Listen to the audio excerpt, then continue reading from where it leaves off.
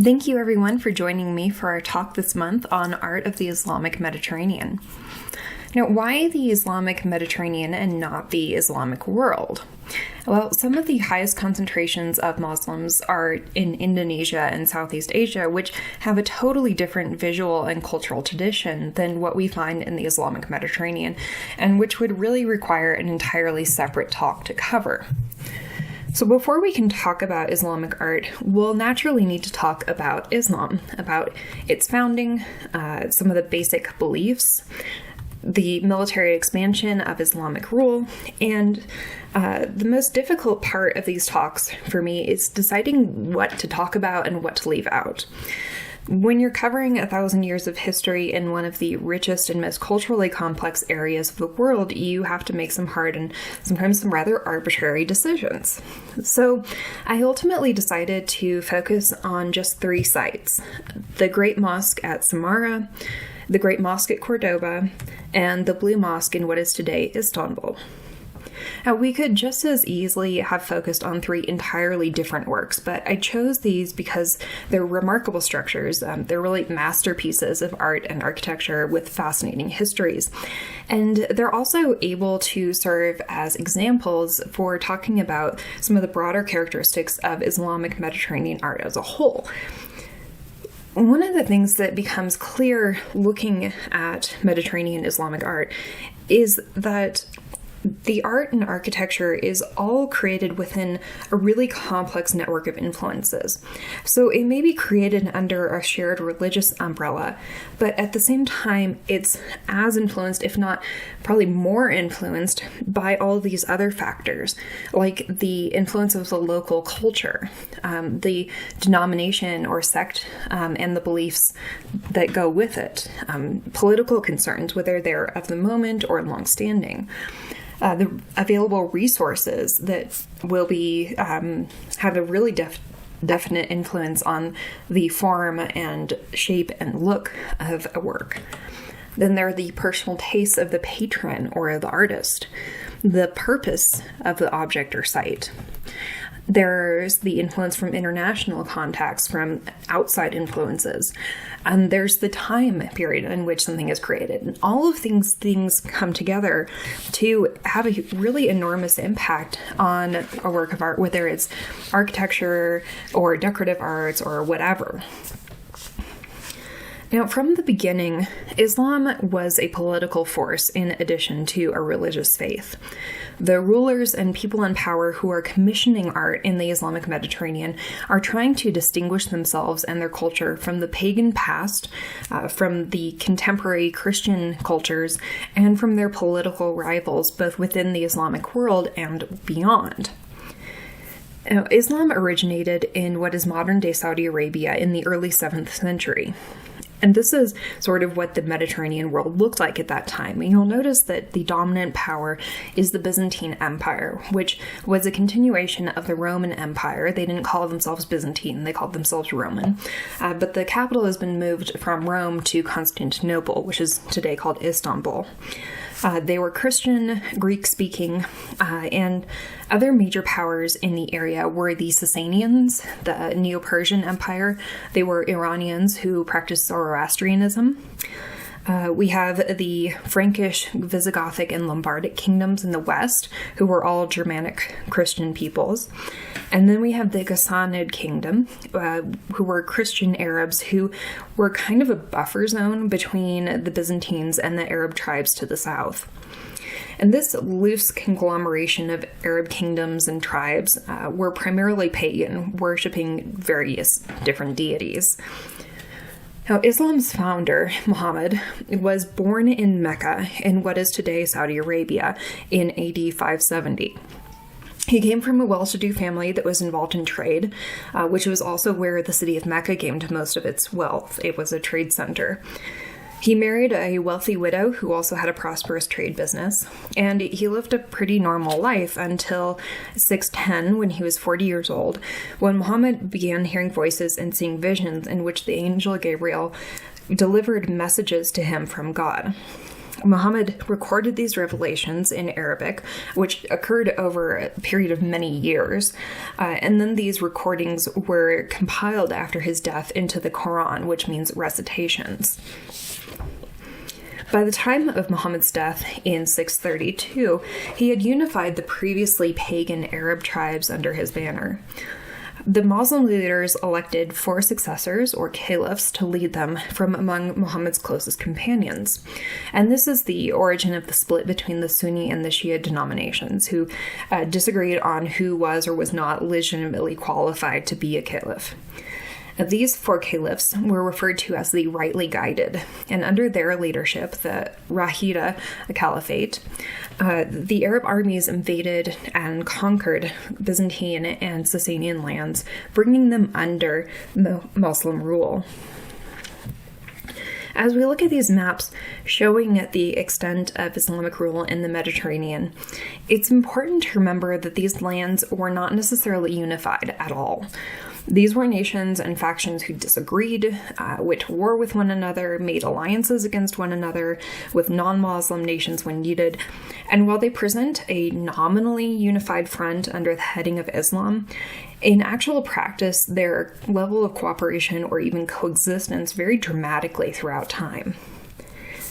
In fact, as you can see from this timeline, there were quite a few different emirates and kingdoms and caliphates that occupied the Mediterranean and West Asia between the foundation of Islam in 622 and the 18th century.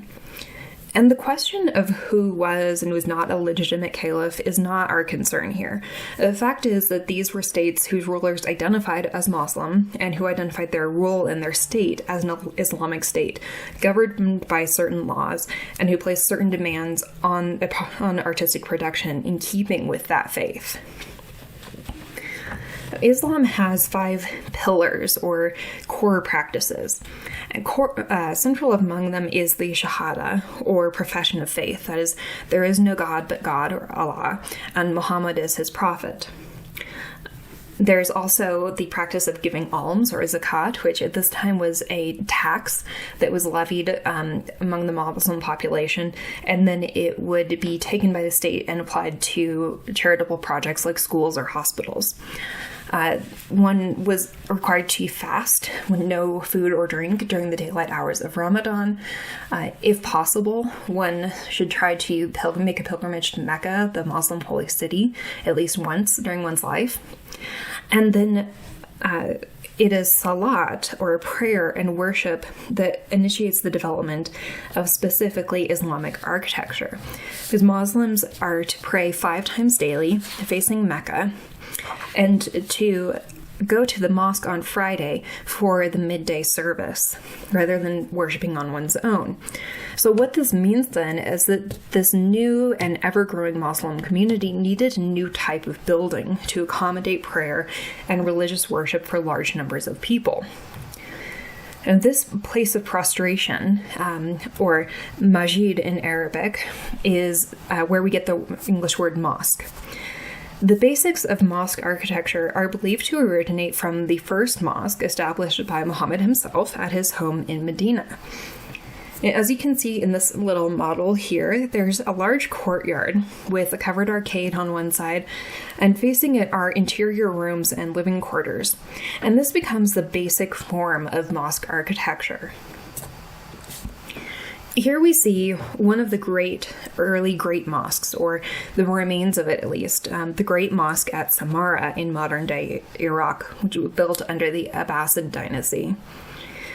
Large mosques are also called Friday mosques because they're built to accommodate the whole community for the midday Friday worship.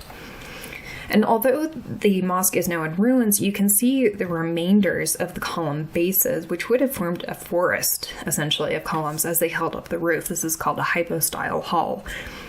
There is a large empty rectangular courtyard in the center, surrounded on the other 3 sides then by arcades. And at the far end, this niche here is called the Mirab, and it exists on the Qibla wall, the Qibla being the direction of Mecca, and thus the direction in which one must pray. The Mirab both marks the direction of Mecca and also marks the place where Muhammad would have stood while preaching to his followers. Now, it's difficult to get a sense of scale here because there's no other structures around and there's no people in these pictures, but trust me that it's really massive. One of the most unique features of this great mosque at Samarra, and for which it's really famous, is its tower. Is a type of tower called a minaret. Minarets are the towers attached to mosques. And this particular one is called the Mawiyah Tower. And this minaret is particularly interesting because it takes the form of a sort of snail shell. It's a long ramp that curls around to the top of the tower. And there's no interior to this structure. It's just a solid mound of brick. Excuse me.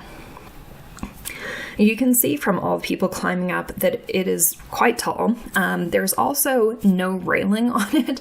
There's a kind of rope that goes around the inside for a handhold there, but there's nothing to keep you from falling off, and it looks extremely intimidating. Now, minarets have come to be used for the adhan, or the call to prayer, that's broadcast 5 times a day by the muezzin. However, it's not believed that this was the original purpose of minarets, the reason that they were built in the first place. Rather, it seems like they were there, and so they became a convenient place for the adhan to be broadcast. Rather, they seem to have served a symbolic purpose, not only as marks of the mosque's presence, but of Muslim dominance in that area. So you can imagine that in a desert climate, you can see this minaret from miles and miles away. So it's a symbol of the power of the state that ordered the construction of this mosque, and also of the power and authority of Islam over its surroundings. A great example of this symbolic dominance through architecture happens at Cordoba, which became the seat of the Umayyad Emirate. The Umayyads had succeeded the 4th Caliph, Ali, to establish a dynasty that ruled out of Damascus until it was overthrown by the rival Abbasids, who killed the whole family, except for one prince who escaped to Spain and reestablished the dynasty there. He brought with him the tastes and culture of Damascus, of this Persian, Iranian, Arabic culture, and the Umayyads made Cordoba into a cosmopolitan center that came to rival and even surpass the great cities of Damascus, Alexandria, and Venice. So the Great Mosque at Cordoba is more than just a mosque. It was a statement for the international stage, a showpiece, a demonstration of Umayyad wealth and power and culture. And it was not just competing with Damascus and the Abbasids across the sea, but it was also competing with the pre-existing Christian culture of Spain. So let's first get oriented to the structure. It was built over a long period of time in different phases by different rulers, as you can see indicated by the different colors of this plan here. The mosque interior is a hypostyle hall, again like we saw at Samarra, and you'll notice from the exterior that there's an almost modular approach with these sort of sections, these bays that have a triangular sloped roofs that are just juxtaposed and repeated. Like, you need more space, you just add on another row. There's a large rectangular courtyard, as usual, filled with trees, including orange trees, so you can imagine it must smell really lovely. A kind of paradisical garden that's set apart from the outside world and appropriate to sacred space. And most public mosques like this have a fountain in the courtyard so that you can wash your feet and do sort of ritual cleansing before you go into the mosque. But it also is meant to give a sort of glimpse of paradise, of the paradise that the faithful can hope to attain after death. And so to one side, built into the outer arcade of this courtyard, is the minaret, which is viewed here in this photograph as you would see it from the mosque structure. In the center of the mosque itself, you'll notice this cathedral that looks like it was just kind of dropped out of the sky into this mosque. And this was added after the Reconquista, or the reconquest of Spain, and the reclamation of Cordoba under Catholic Spanish rule. And we'll come back to it later, but I just wanted to address it because it's rather odd looking. Inside, we find this forest of columns. The columns themselves and the capitals, or rather, columns were taken from previous Roman structures and repurposed here, and they, springing from the capitals, support double arches that are called horseshoe arches because of this somewhat, the shape that kind of dips in at the sides, like the shape of a horseshoe. And they're stacked one on top of each other, which creates a really overwhelming visual impression, but it also creates a sort of lightness that wouldn't be present if it were just a solid wall. The individual stones and bricks that make up the arches alternate between red and white, and this was a decorative feature of Byzantine and Visigothic architecture, which the Umayyad architects embraced, and really in some ways it becomes better known as a feature of Spanish Islamic art than it does of Byzantine and Visigothic architecture. You'll notice that there are no chairs, no benches, or any furniture. The floor would instead be covered by rugs, and each worshiper having their own rug, their own space, on which they would sit, stand, kneel, and lay for prayer. This photo here gives you some sense of how vast the interior is, as you can see how tiny the people are, like in the far distance. Note also, you can see in this picture that the ceiling in this section is made with horizontal wooden beams. So it's a post and lintel construction essentially in this spot. And this is a very simple construction technique, so it's easy to build, but it's limited in how far across the columns can be. You can't cover like a very large space this way.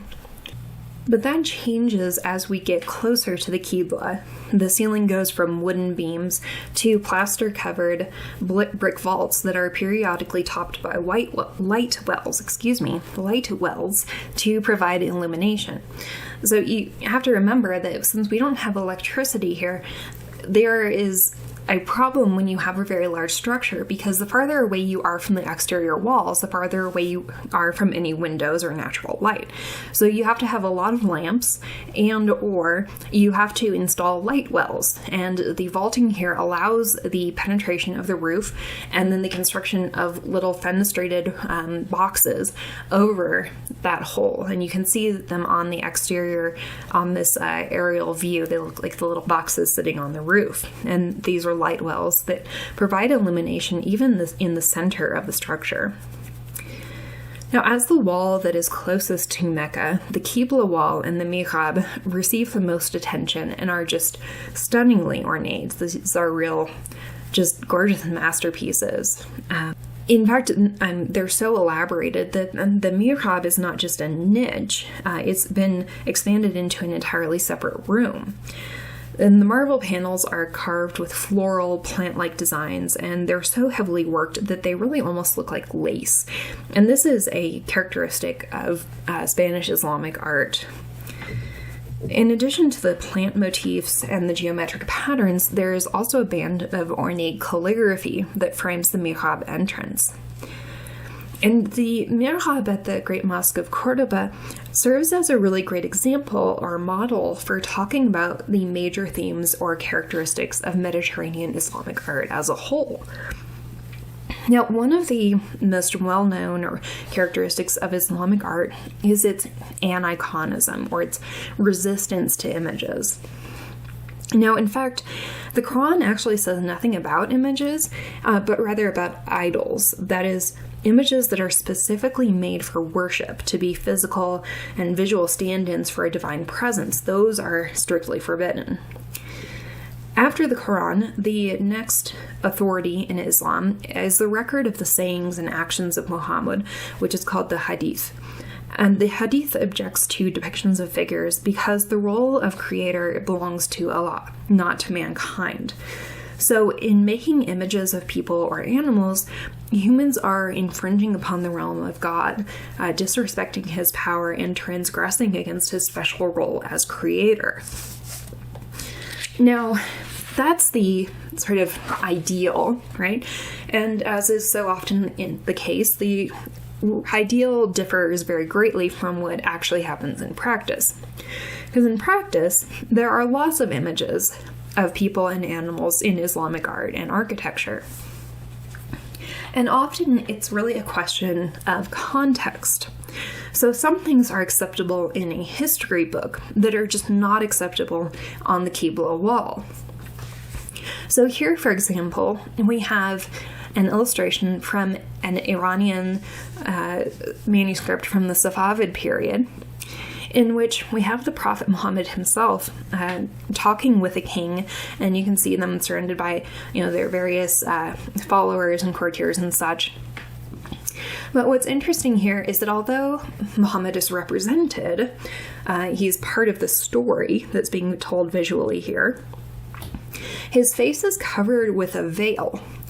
And we can't even see his hands because the sleeves have been lengthened. So instead of a representation of Muhammad, we just sort of see his clothing and then the halo of fire around him as the Spirit of God rests upon him. So it's an interesting way of kind of negotiating this prohibition, of being able to still tell this story, but also respecting the person of Muhammad and the particular rules or taboos surrounding his image. Calligraphy is regarded as the highest form of art in Islam. Muhammad wrote the revelations from Allah in Arabic script, and so the text of the Quran in Arabic is regarded as the visual expression of the divine will. So copying the Quran in Arabic and mastering calligraphy is a way not only of honoring Allah and Muhammad, but also of actually drawing the practitioner closer to God. It's appropriate then, given the sacred nature of Quranic writing, that it would be used to not only decorate a mosque, but also to basically lend sanctity and authority to that space, to imbue the space with the authority of God.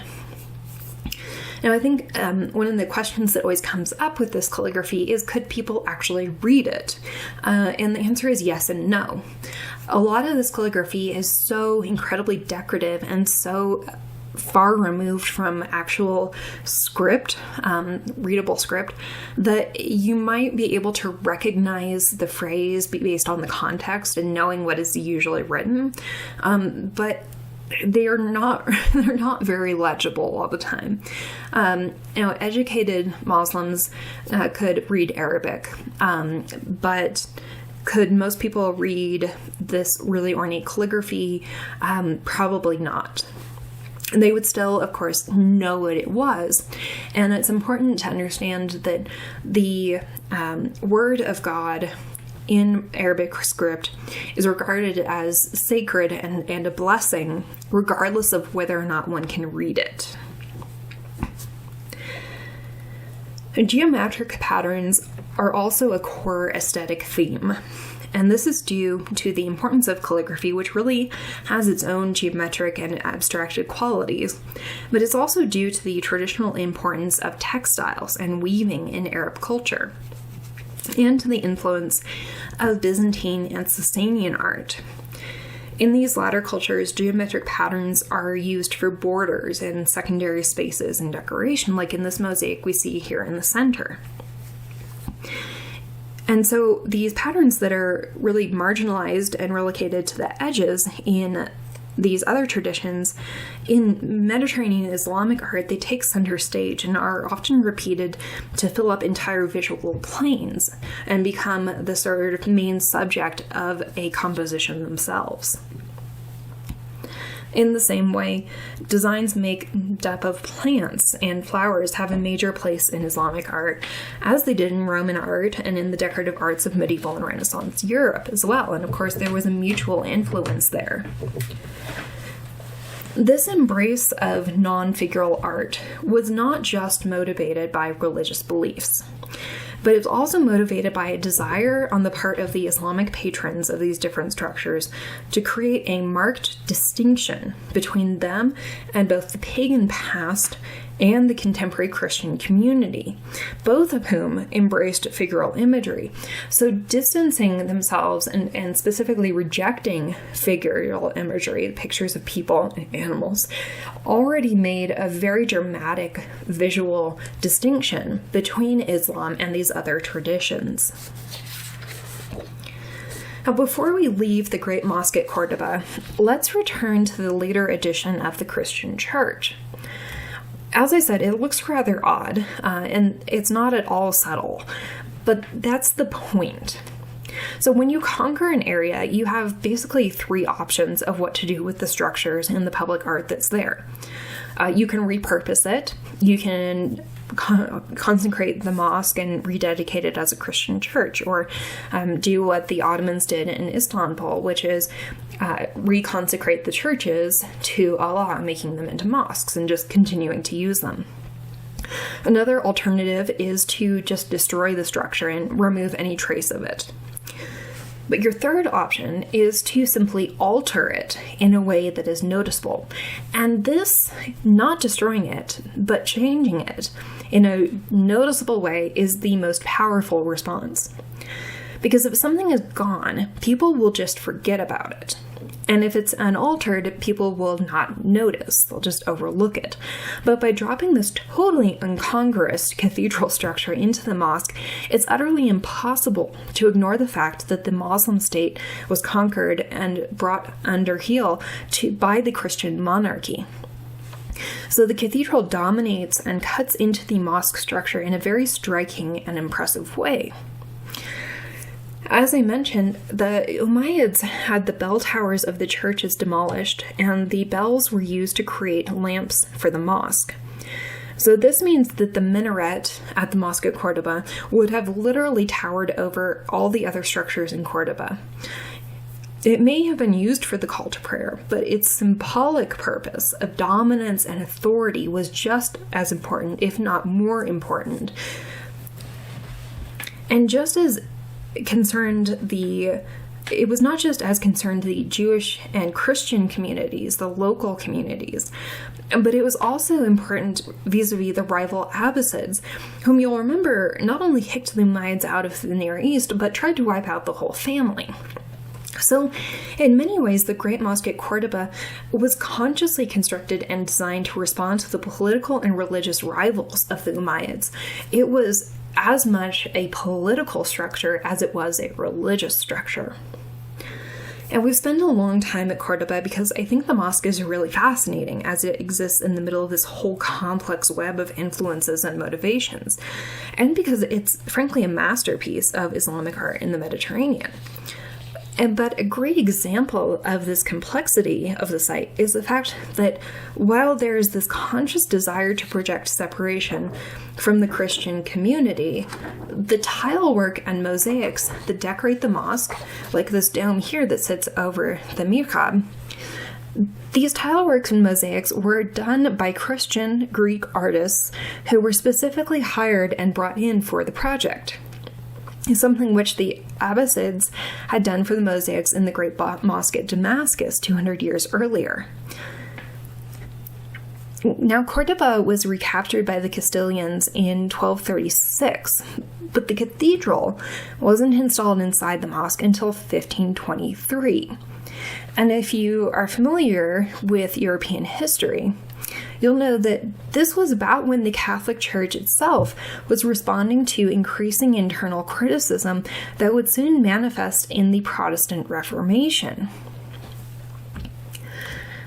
The longest-lasting Muslim state in the Mediterranean was the Ottoman Empire. Now, the Ottomans were Turkish, not Arab, so they had different cultural traditions. They were closer to the Sasanians and Iranians than they were culturally to the Arabs. They spoke Turkish, not Arabic, although they did use the Arabic alphabet and writing system. And they succeeded in conquering Constantinople in 1453, ending the Byzantine Empire and controlling the lands it had formerly occupied, which, as you can see, was in a very extensive area. The Ottoman emperors were very interested in imperial Roman art and culture, and they saw themselves in many ways as the legitimate inheritors of that tradition. In 1609, Sultan Ahmet I ordered the construction of the Sultanate Mosque, which is better known today by its nickname, the Blue Mosque. Now, as you can see from this plan and cross-section, the Blue Mosque has an extremely different design than the Great Mosque at Cordoba or the Great Mosque at Samarra. Instead of this modular hypostyle hall that's just filled with columns, the Blue Mosque is centered around a main dome and then a series of half and quarter domes that cascade around it. The emphasis here is much more on verticality than it is on horizontality. This design is directly and consciously inspired by Byzantine architecture, especially the Church of Hagia Sophia, which was the great church of the Orthodox Christian world before it was rededicated as a mosque upon the Ottoman conquest. Hagia Sophia's plan here on the right is clearly quite similar to what we see with the Blue Mosque on the left. Now, there are significant differences in engineering, but you can see that the similarities are much greater than the differences, especially in comparison to the mosques we looked at previously. The similarities are even more clear when you're actually in Istanbul, because the Blue Mosque was placed right beside Hagia Sophia, so they're in direct dialogue with one another. Ottoman mosque architecture was always at least partially preoccupied with both emulating and surpassing Byzantine and Roman architecture. Since Hagia Sophia is one of the greatest engineering wonders of the ancient world, this was not a small task. Now, the dome of the Blue Mosque is supposedly slightly taller than that of Hagia Sophia, and so this was important, because the Blue Mosque is in competition with the Christian past and trying to connect to a Roman cultural legacy. It is not just worthy of the Roman past, it is actually better than the Byzantines, who called themselves Romans. Here's a view of the interior of the Blue Mosque. Looking up at the ceiling, so you can see there's the large central dome, and then we're looking up from under one of the half domes. And the result on the interior is this kaleidoscopic effect that is similar to the seemingly never-ending geometric patterns that are so ubiquitous in Islamic Mediterranean art, and it's absolutely stunning. It was quite common for the sultans to commission great mosques like this, but most Ottoman mosques were made after victories over enemy forces, and they would use the spoils of war to pay for the construction of, and the mosque would become a kind of victory monument. The Blue Mosque, by contrast, was constructed after a rather significant defeat of the Ottomans, and the Sultan paid for it out of his own treasury. So instead of a gesture of triumph, it is more meant to reassert the Sultan's position of power at a moment when he appeared weak. And so it's part of why its location was so important. Located in the center of Constantinople, in the capital city, next to Hagia Sophia, and where the Byzantine imperial palace had once stood, so that it's in dialogue with the whole imperial history of the Ottoman and Byzantine empires, and firmly grounding Sultan Ahmet I in this history and in this landscape. And once again, it's very difficult to accurately gauge scale here. You can at least see people in the mosque, so you get some sense of how big things are. But the chandeliers here, they look like they're almost at eye level, like you're going to hit your head on them. But they're actually very high up. It's just that everything in here is so big that it's hard to really get your brain and your eye to make sense of it. It's kind of like being an ant almost. The glass for these beautiful windows that you see in the wall here were, interestingly, a gift from the city of Venice. Now, Venice had carved a niche for itself over time as a kind of commercial intermediary between the Ottomans and Europe, and really between the whole Islamic world and Europe. Not that kept them from going to war with each other off and on again. But we usually think of political gift-giving as a sort of a positive, as an attempt to establish closer diplomatic ties and to make alliances. But we also know, however, especially in the Sasanian and Persian tradition, that gift-giving was also a competition and a statement of dominance and superiority, so it was actually very complex. So what the particular context of the Venetian gift was, I don't know, but it's interesting to know that every element of a state-sponsored structure had a potential meaning and a complex implications and multi-layered readings. And some of these might not be known by the average visitor who just walks in, but they were there nonetheless, and they were present in the minds of the people constructing and designing these things. The Blue Mosque gets its name from the thousands upon thousands of tiles that cover the lower portion of its walls and the piers. Here is the Mirab, which is decorated with Quranic calligraphy across the top, and then floral and geometric motifs around and inside. Remember, these tiles were all made by hand. They were hand-painted, glazed, and fired by artisans from Iznik in Turkey.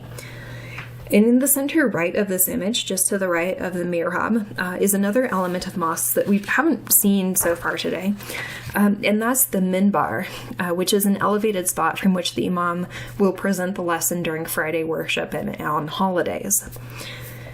Now remember, I mentioned earlier that the mihrab is not just denoting the direction of Mecca, it's also a marker of the place where Muhammad would have stood.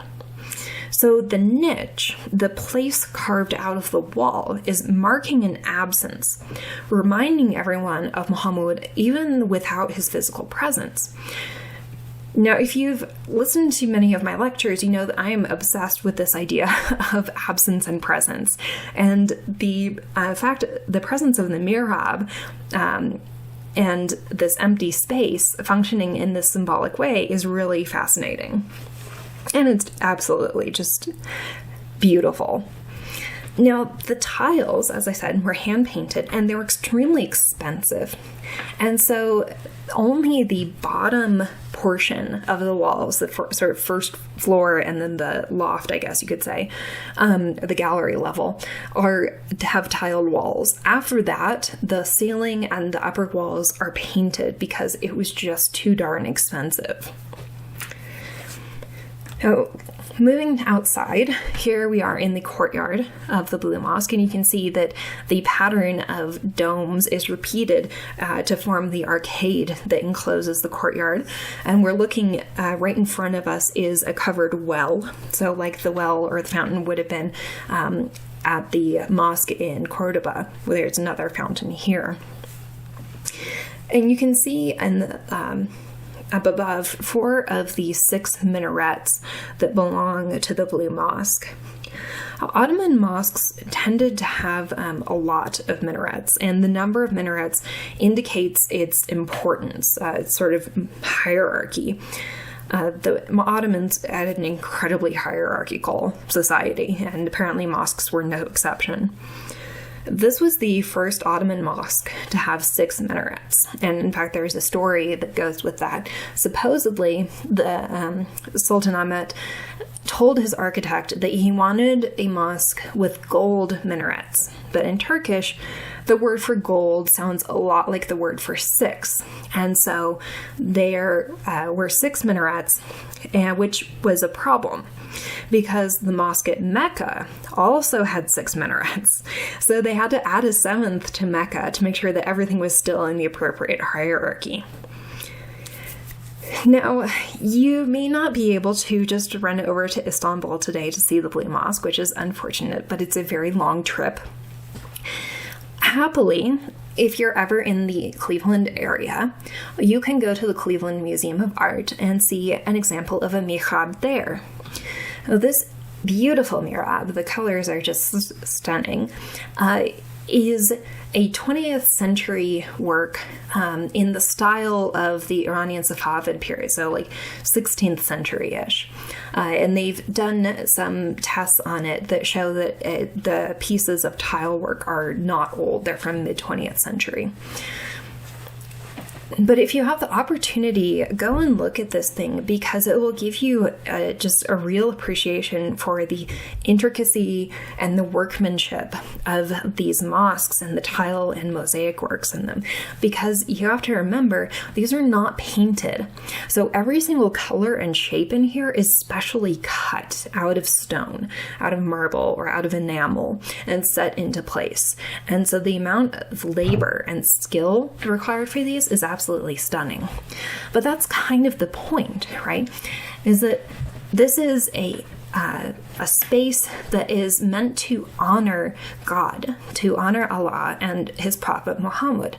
And so this kind of decor does that. It is overwhelming and stunning and appropriate for the purpose which it is meant to serve.